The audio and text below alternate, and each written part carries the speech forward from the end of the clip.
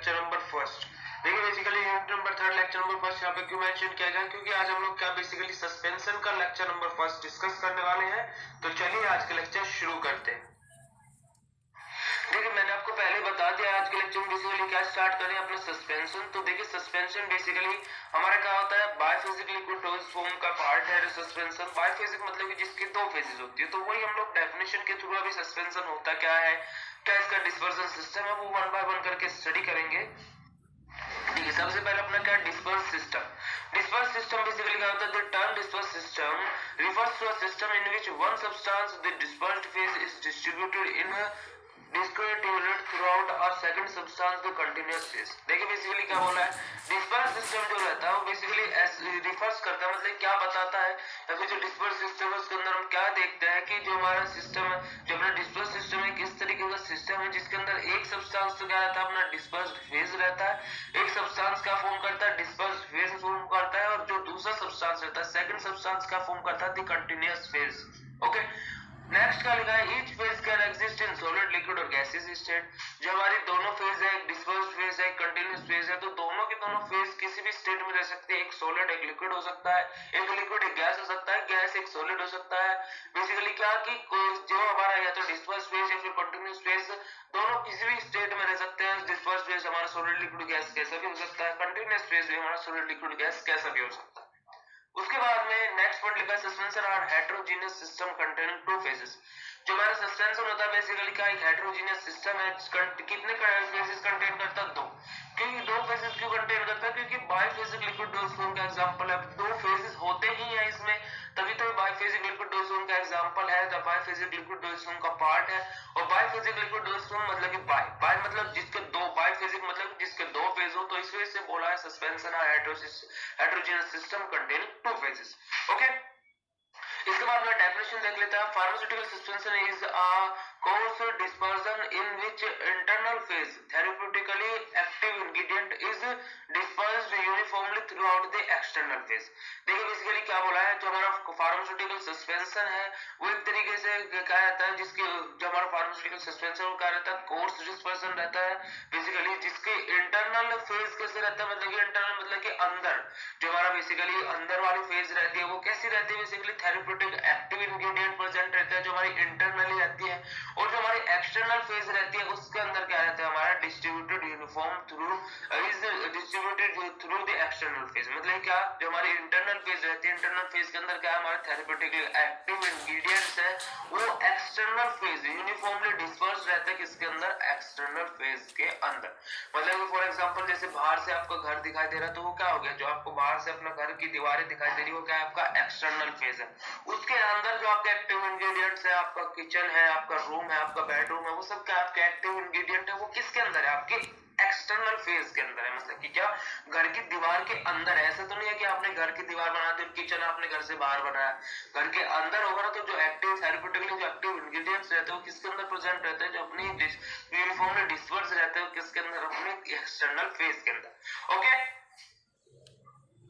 अब देखिए इससे आगे से internal phase contains consisting of insoluble solid particle having a range of size 0.5 to 5 microns, which is maintained uniformly throughout the suspending vehicle with aid of single or combination of suspending agent।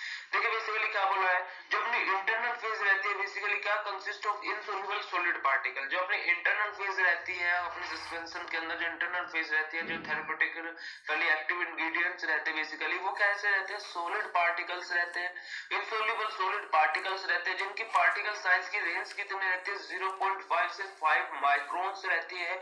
और जो basically क्या रहता है, maintain uniformly throughout the suspending vehicle with aid of single और combination of suspending agent. Basically क्या, जो basically क्या insoluble है वो क्या अपने एक्सटर्नल फेज के साथ में इनसोल्यूबल है, पर लेकिन उनको सोल्यूबल बनाने के लिए हम बेसिकली क्या, जो अपने यूनिफॉर्मली सस्पेंडिंग व्हीकल्स हम डालते हैं, सस्पेंडिंग व्हीकल्स में एक्सपीरियंट्स हम उसके अंदर डालते हैं बेसिकली।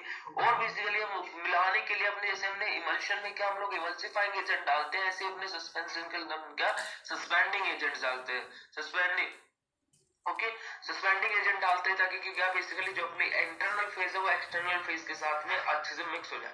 जैसा आपने बेसिकली बहुत से आपने लिक्विड प्रिपरेशन देखी होगी, उनके नीचे उनके पीछे या फिर नीचे उनके जो लेबल लगा हुआ रहता है उसके ऊपर मेंशन रहता है शेक वेल बिफोर यूज। वो क्यों लिखा रहता है, आप किसी भी लिक्विड प्रिपरेशन को देख लीजिएगा जो बाइफेजिक हो, मतलब या तो सस्पेंशन हो या फिर इमल्सन हो, उसमें ये लिखा रहता है कि शेक वेल बिफोर यूज, मतलब कि यूज करने से पहले इसको अच्छे से शेक कर ले, हिला ले। वो क्यों लिखा रहता है, क्योंकि कि जो अपना सस्पेंशन रहता है वो कुछ टाइम के बाद, जो इमल्शन और सस्पेंशन रहते हैं कुछ टाइम के बाद अपने क्या फ्लोक्यूल्स बनाना स्टार्ट कर देते हैं। डिफ्लोकुलेटेड फ्लोकुलेटेड सस्पेंशन हम अभी आगे पढ़ेंगे, क्या वो फ्लोक्यूल्स बनाना स्टार्ट कर देते हैं। मतलब फ्लोक्यूल्स का बेसिकली वो अपनी दो फेज बनाना स्टार्ट कर देते हैं। मतलब क्या, जैसे हमने इंटरनल और एक्सटर्नल फेज की बात की, तो वही चीज है कि कुछ समय के बाद जैसे अपना क्या स्टेबल सस्पेंशन है आपका कोई भी, वो क्या बेसिकली स्टेबल वो उसी कंडीशन में है। कुछ टाइम के बाद अगर जो आप उसको रख देंगे, रखने के बाद में क्या उसमें दो फेजेस बनना स्टार्ट हो जाएंगी, है ना। अगर जो आप उसको अच्छे से वेल शेक नहीं करेंगे तो क्या है, जो उसके इंग्रेडिएंट्स है जिनको एक दूसरे के साथ में बाइंड अप होके यूज करना है, तो बेसिकली वो क्या हो जाएंगे, वो यूज नहीं हो पाएंगे और इतना अच्छा थेरेप्यूटिक इफेक्ट प्रोड्यूस नहीं कर पाएंगे। तो इसी वजह से उसके ऊपर इंस्ट्रक्शन लिखी रहती है shake well before use. Use करने से पहले इसको अच्छे से हिला ले, शेक कर ले, तब इसका यूज करें, ताकि कि जो उसके अंदर फ्लोक्यूल्स बने हैं वो हिलाने से क्या होगा, फोर्स अप्लाई कर रहे हैं, बाहर से एक्सटर्नल फोर्स अप्लाई कर रहे हैं, ताकि कि वो अच्छे से क्या बेसिकली मिक्सअप हो जाए, अच्छे से उनके जो फ्लोक्यूल्स बने हैं वो वापस से क्या दो फेज बनी है वो एक फेज में कन्वर्ट हो जाए और वो क्या है कि यूज करने के लायक रह सके, है ना। तो ये सब चीजें हम सस्पेंशन में आगे पढ़ेंगे। उसके बाद में देखिए, the external phase suspending medium is generally aqueous, in some instance में बी एन ऑर्गेनिक और oily liquid for non oral use.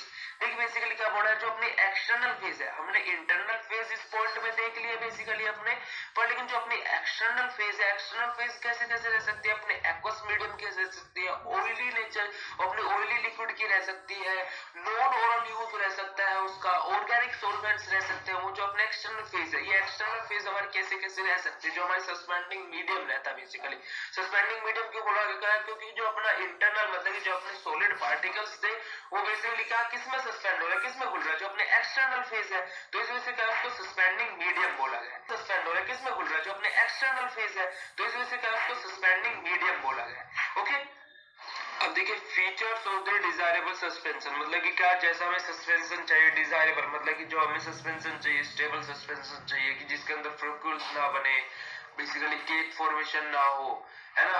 जो हमारे पार्टिकल के बीच की बाइंडिंग है वो ज्यादा हार्ड ना हो जाए, जो सॉलिड पार्टिकल्स के बीच की बाइंडिंग है, क्योंकि हार्ड हो जाएगी तो क्या केक का फॉर्मेशन हो जाएगा, हार्ड केक बन जाएगा तो अपना सस्पेंशन खराब हो जाएगा, डिग्रेड हो जाएगा। तो बेसिकली क्या हमारे क्या क्या मतलब कि अपेक्षा रहता है, डिजायर रहती है कि अपना क्या फीचर्स कौन कौन से है कि जिसकी वजह से जो अपना डिजायरेबल सस्पेंशन, हमारे डिजायरेबल सस्पेंशन रहता है।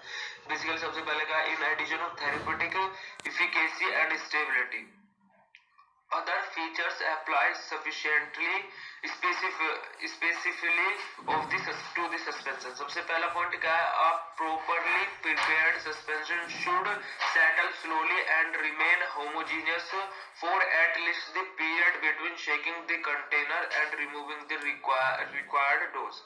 देखिए बेसिकली क्या बोला है, जो हमारे सबसे प्रॉपर्ली प्रिपेयर्ड जो अपने सस्पेंशन रहते हैं, मतलब जो अच्छे से बने अपने सस्पेंशन रहते हैं, बेसिकली क्या सबसे पहली चीज तो उनके लिए उनमें क्या रहती है, जो उनका सेटल डाउन रहता है, मतलब सेटल डाउन होने की जो प्रक्रिया रहती है, जो मैंने आपको बताया था कि किसी सस्पेंशन के ऊपर डिमेंशन के ऊपर क्या लिखा रहता है पीछे, जिसका लेवल रहता है कि शेक वेल बिफोर यूज।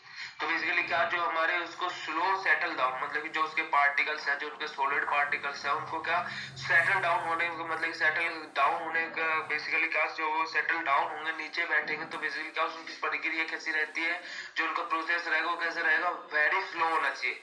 ऐसा नहीं है कि आपने शेक किया वो वापस से सेटल डाउन होना स्टार्ट हो गया, तो वो सस्पेंशन किस काम का, आपने उसमें उसके अंदर सस्पेंडिंग एजेंट तो कुछ भी नहीं डाला हुआ है, मतलब कि, है ना। और फिर उसके बाद में and remain homogeneous at least the period between shaking the container and removing the required dose।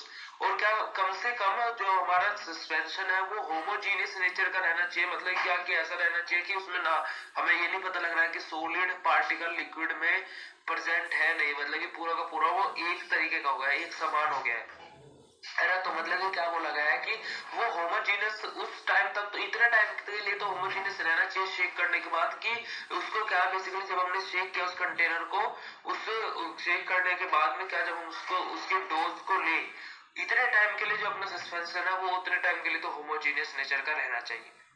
इसके बाद में सेकंड पॉइंट लिखा the sediment produce on the storage should be readily dispersed upon gently shaking of the container. देखिए basically क्या है, जो हमारा sediment है, किसी जो हमारा सेडिमेंट प्रोड्यूस हुआ है basically, store should be readily redispersed. Basically क्या वो रीडिस्पर्स हो जाए, मतलब रीडिस्पर्स क्या मतलब ऐसे तो यानी कि जो अपना सेडिमेंट सेटल डाउन हुआ है वो डिस्पर्स ही ना हो, मतलब क्या बेसिकली कि हम उसको शेक कर रहे हैं, शेक ही ना हो, तो शेक हो जाना चाहिए वो।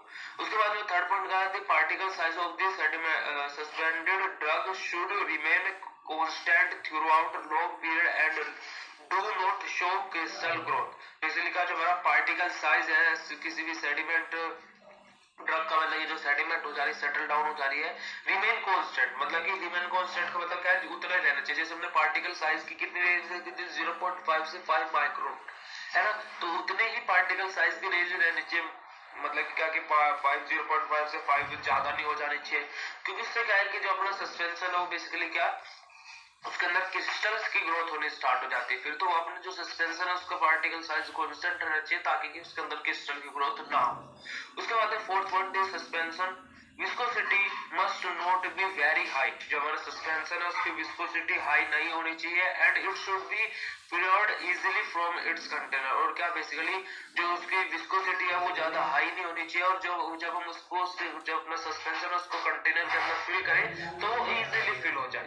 ओके, इसके बाद में सम फार्मास्यूटिकल सस्पेंशन में कुछ फार्मास्यूटिकल सस्पेंशन क्या क्या होते हैं। सबसे पहले क्या है एंटा एसिड ओरल सस्पेंशन। सबसे पहले सस्पेंशन का नाम क्या है, एंटा एसिड ओरल सस्पेंशन। देखिए बेसिकली सेकंड वन है क्या antibacterial oral suspension. Third one है dry powder for oral suspension antibiotics के लिए। बेसिकली क्या एंजाइस्टिक oral suspension, analgesic oral suspension, anthelmintic oral suspension, basically anticonvulsant oral suspension. और seventh one है अपना क्या एंटी फंगल ओरल सस्पेंशन। ये कुछ सस्पेंशन के नाम लिखे हुए हम लोगों ने यहाँ पे, कुछ टाइप के अपने सस्पेंशन होते हैं, कुछ उनके नाम लिखा जैसे antacid oral suspension, antibacterial, dry powder, analgesic, anthelmintic, anticonvulsant और एंटी फंगल। ओके, इसके बाद में classification based on general classes, based on general classes classification. सबसे पहले ओरल सस्पेंशन जिसका एग्जांपल क्या अपना पैरासिटामोल सस्पेंशन। ओके, उसके बाद में सेकंड वन अपना क्या एक्सटर्नल एप्लाइड सस्पेंशन जैसे कि अपना क्या कैलामाइन लोशन। थर्ड वन अपना क्या पैरेंटल सस्पेंशन जिसका एग्जांपल हमारा इंसुलिन जिंक सस्पेंशन। ओके, इसके बाद में based on properties of solid particle के बेस पे classification dilute suspension dilute suspension में क्या रहेगा 2 to 10% weight by volume solid रहेगा।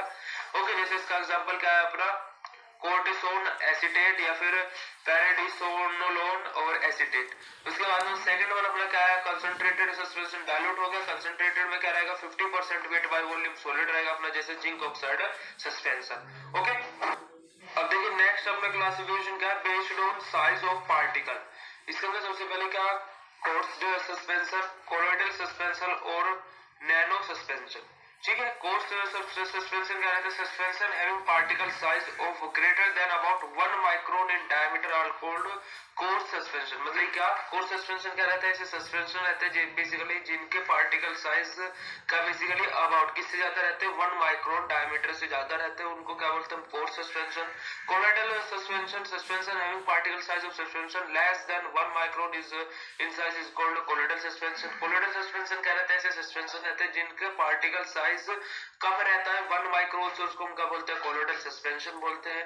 और थर्ड वन अपना क्या है nano suspension are the biphasic colloidal dispersion of nano sized 10 nanogram drug particles crystallized by surfactants. Size of the drug particle is less than 1 micron nanometre.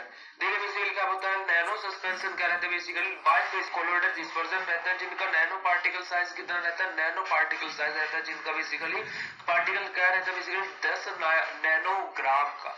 Okay, जो अपना drug basically क्या slice किया जाता है किसके, अपने सर्फेक्टेंट्स के द्वारा, और जो साइज रहता है बेसिकली कितना रहता है, लेस देन रहता है 1 नैनोमीटर से भी कम रहता है बेसिकली जो अपना नैनो सस्पेंशन का पार्टिकल साइज रहता है। ओके, इसके बाद में electrokinetic nature of solid based on particle. देखिए बेसिकली इलेक्ट्रोकाइनेटिक नेचर हमारा क्या रहता है, अपना solid particle based on electrokinetic nature of solid based on particle. Basically particle के बेसिस पे अपना जो इलेक्ट्रोकाइनेटिक नेचर रहता है अपने सॉलिड का वो दो तरीके का रहता है, फ्लोकुलेटेड और डिफ्लोकुलेटेड। ठीक है, तो